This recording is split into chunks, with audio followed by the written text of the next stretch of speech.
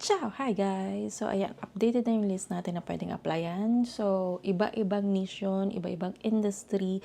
So ang i-check nyo ay yung target nyo. Mag-base kayo sa skills and experience nyo para mas malaki yung chance. Kasi kung mag-a-apply kayo nang wala kayong experience doon, tapos ang sobrang liit lang ng idea nyo dun sa job, medyo mahihirapan talaga tayo pumasok. Pero if meron ka talagang knowledge, talagang may idea ka, dun sa applyan mo, malaki yung chance.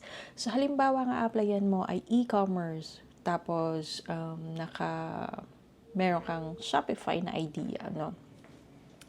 Kahit basic lang yung alam mo sa Shopify, ay malaki pa rin yung chance mo na ma-hire ka. Bakit?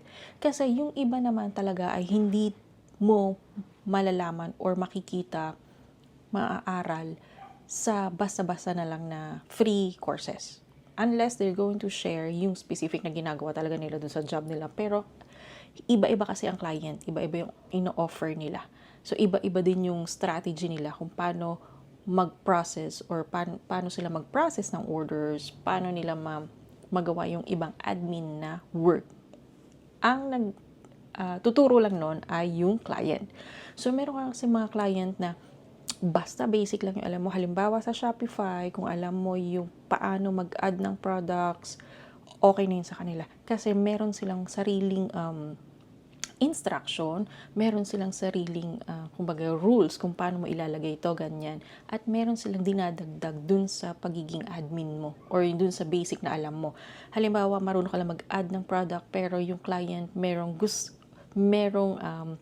task na kailangan i-sync mo yung reviews from this website papunta dun sa kanyang website.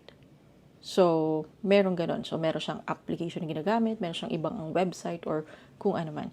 So, kaya kahit basic lang alam mo, basta meron ka knowledge dun sa job, applyan mo kasi talagang sila yung nag-a-adjust para ma-hire ka as VA. So, ayun guys, ilalagay ko sa comment section yung full list ng mga pwedeng applyan. So, ayun guys, if you have any questions, just let me know.